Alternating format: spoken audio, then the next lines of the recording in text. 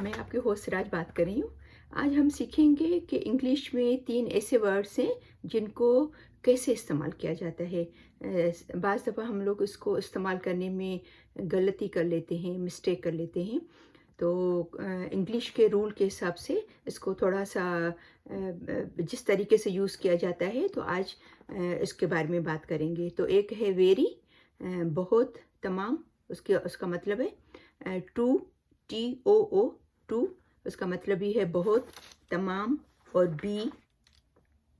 और तीसरा है इनफ, उसका मतलब है काफ़ी, मुनासिब। सिंधी में जैसे बोलते हैं पूरी है, यो पूरू है, मुनासिब है। ठीक है, तो ये 3 वर्ड पे हम लोग बात करेंगे आज कि इसको कैसे इस्तेमाल किया जाता है।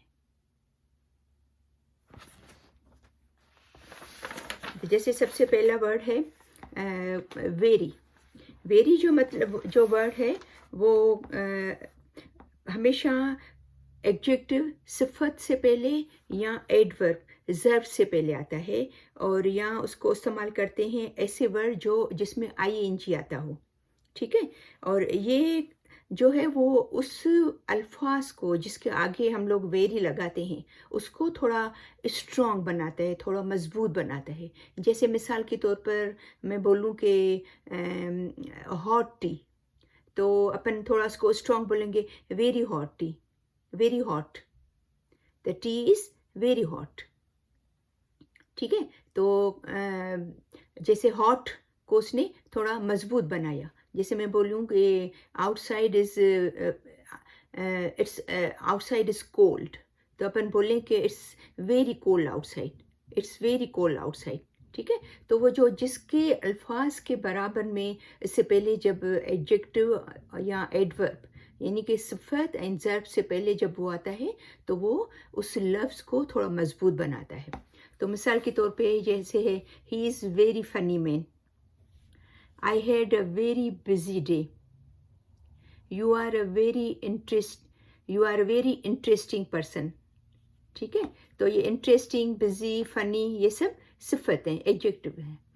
The teacher was very angry, teacher जो है वो बहुत गुस्से में थी। He is a very wealthy man, ये बहुत रिच पर्सन है, बहुत अमीर आदमी है।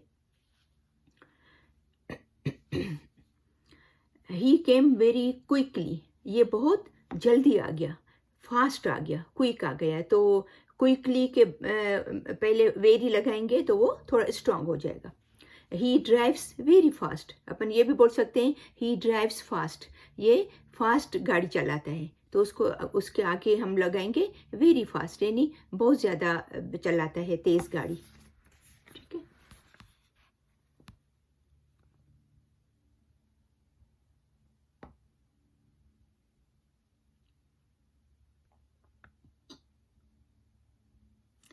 दूसरा वर्ड है टू।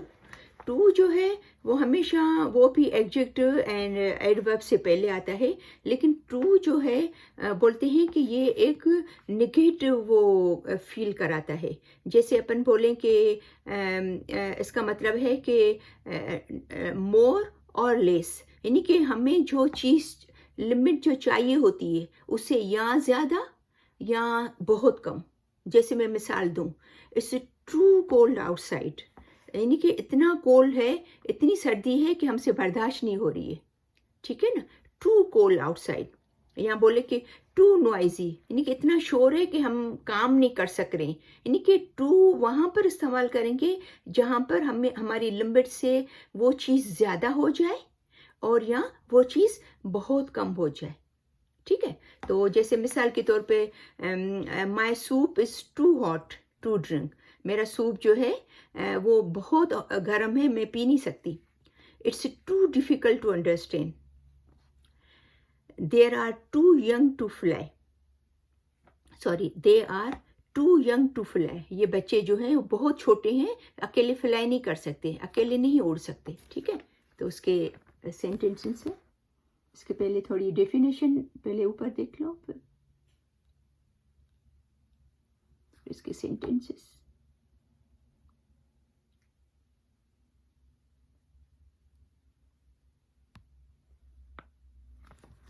और तीसरा है इनफ। इनफ जो है वो नाउन से पहले आता है, ठीक है ना। जैसे अपन बोलें कि enough milk, enough water, enough money, enough clothes. तो हर नाउन से पहले, इस्म से पहले इनफ का वर्ड आता है। इनफ का जैसे मैंने आपको बताया कि इनफ का मतलब है काफ़ी है, इनफ है हमें, हमारे पास, यानी कि पूरा है, हमारी ज़रूरत के मुताबिक है, ठीक है, ज़रूरत के मुताबिक। तो उसका जैसे वो हमेशा, वो जो है वो इसकी जो मीनिंग है वो हमेशा पॉजिटिव वे में बोलते हैं कि होती है। तो यानी कि उतना हमें चाहिए होता है कोई चीज़ जितनी हमें ज़रूरत होती है। कि मिसाल के तौर पर जैसे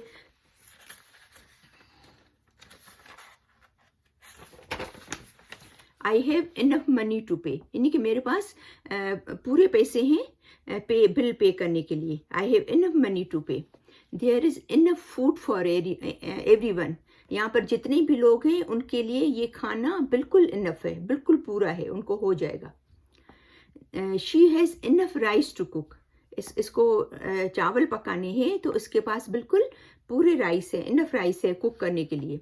there is enough water for birds to drink, मैंने 4-5 बर्ड्स हैं मेरे घर पे, उसको मैंने पानी दिया है, तो मैं चाहती हूँ कि इतना पानी दूँ कि उनको पूरा हो जाए, इनफ हो जाए, ठीक है। तो ये इसकी डेफिनेशन है।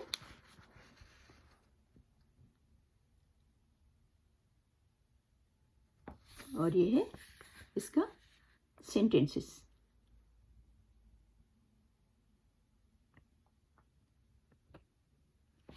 उम्मीद है कि मेरी आज की वीडियो आपको पसंद आई होगी।